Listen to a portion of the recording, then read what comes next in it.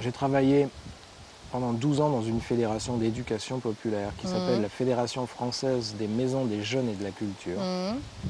J'étais chargé du dossier culture.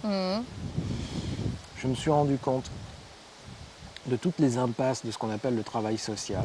C'est-à-dire qu'en fait, par où qu'on prenne le problème, nous étions tous dans des postures de domestication des gens et non pas d'émancipation des gens.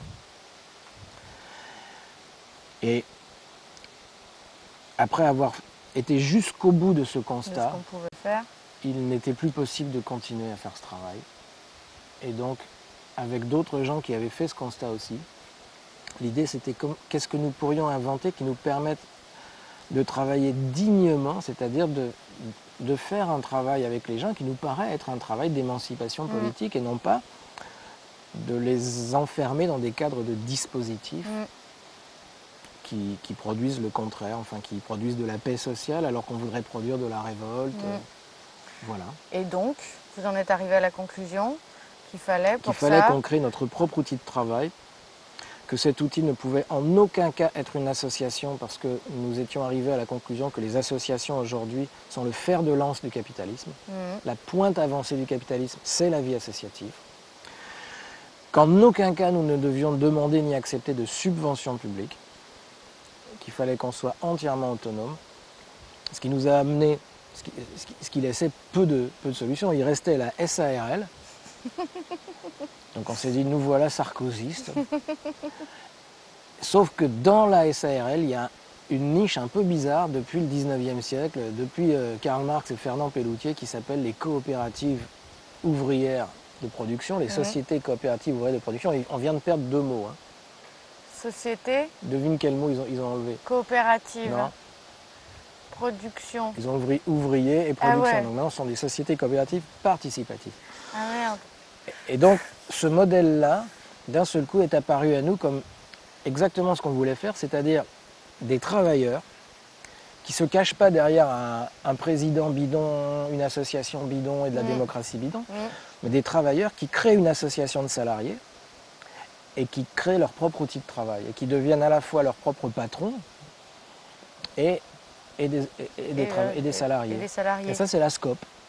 C'est la SCOP. La SCOP, on en a entendu parler. De plus en plus, c'est en train de revenir. Ouais. La dernière fois, c'était avec Cifrance, mais c'est un peu tombé à l'eau. Mais bref. Oui, c'est en train de revenir pas mal parce qu'on ne peut pas délocaliser une SCOP. On ne peut pas la vendre puisqu'elle appartient à ses employés. Ouais. Et donc, ça intéresse pas mal les collectivités locales qu'une entreprise s'installe sous cette forme-là parce que du coup, elle reste sur place. Parce que les collectivités locales se sont mangées 20 à 30 ans de blagues du genre on donne des subventions à une entreprise pour qu'elle crée des emplois puis ensuite elle se barre. Et alors juste pour en revenir à l'outil de travail, donc l'outil de travail, ce sont les conférences gesticulées, les ateliers divers et variés et... Alors on s'est demandé qu'est-ce qu'on allait faire. On a fixé 3 axes de travail. Un axe de formation, on est une coopérative de formation, formation d'adultes. On a choisi délibérément de se mettre sur la convention collective de la formation.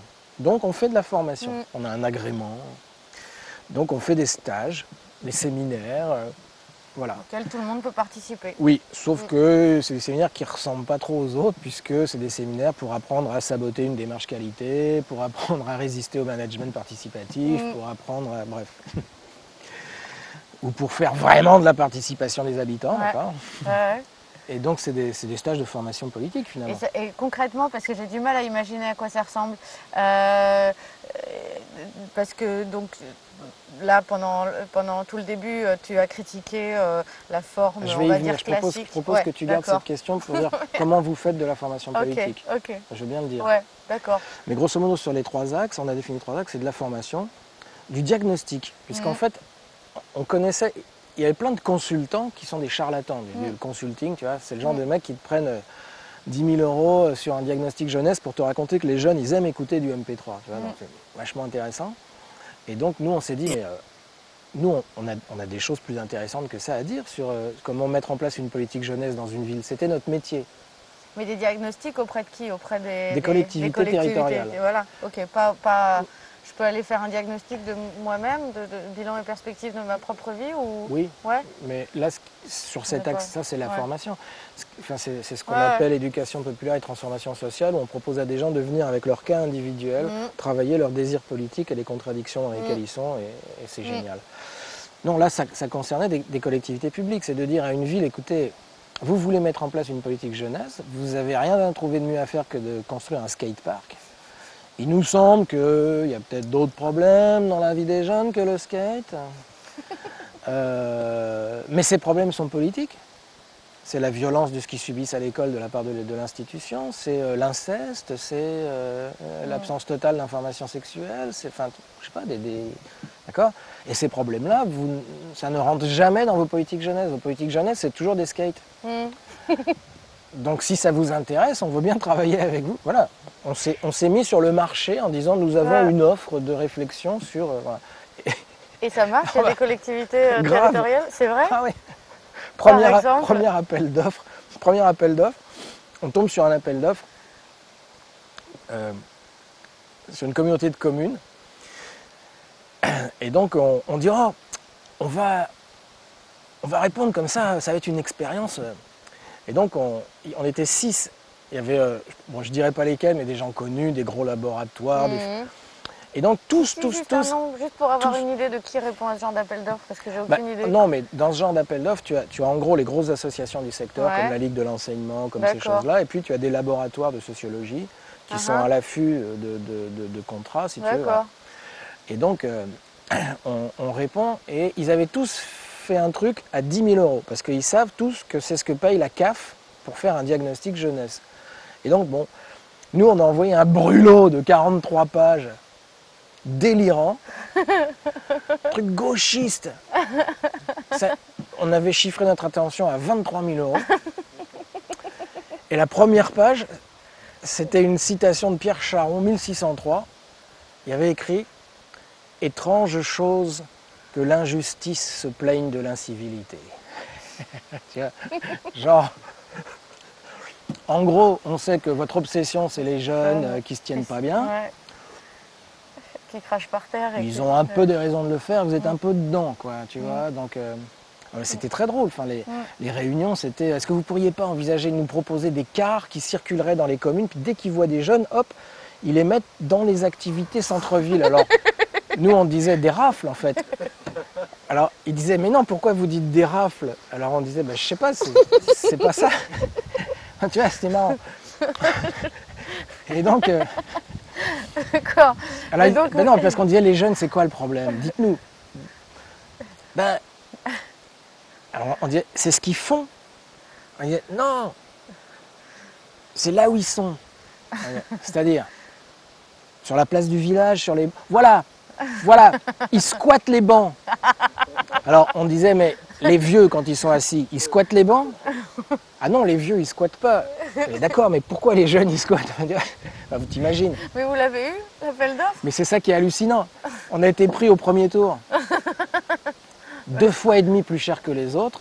Un truc très très radical. Bon, c'était pas idiot. C'était pas écrit de façon bête. C'était très radical, mais c'était très argumenté. Enfin, et c'était quelle collectivité, par curiosité? Non, mais juste pour savoir. Qui? C'était dans le coin? C'est la communauté de communes de Carhaix. Ah bah voilà. D'accord, oui, mais c'est pas du jeu. Je veux dire, c'est pas en Alsace, personne ne vous aurait pris au sérieux. Si, on a fait des diagnostics. On a fait des diagnostics avec le Conseil général en Alsace, du côté de Mulhouse. On a fait des diagnostics. Là, on en a un dans les Landes avec le Conseil général Emmanueli, tout le Conseil général des Landes. On en a. Non, il y a. En fait, on s'est rendu compte, mais on le savait. On s'est rendu compte qu'il y a des tas d'élus qui en ont marre qu'on les prenne pour des imbéciles et qu'on leur sorte de la langue de bois. C'est-à-dire qu'un élu politique, il n'est pas forcément contre une certaine radicalité si elle est argumentée. Si c'est des gens intelligents qu'il y a en face, je veux dire, l'élu, tu vois, on n'avait pas écrit des trucs de zazou. On était tous des professionnels de ce secteur. Donc, on connaissait très très bien les problèmes. Simplement, on leur disait, envisagez plutôt une politique d'éducation populaire, c'est-à-dire envisager une politique jeunesse comme une façon d'aider les jeunes à se construire comme sujet politique. Pas à rester une caricature de jeunes. Et évidemment, ils trouvaient ça intéressant. Alors après, dans les propositions qu'on a été amené à leur faire, qu'est-ce qu'ils ont mis en œuvre, etc. Ça, c'est une autre question. Enfin,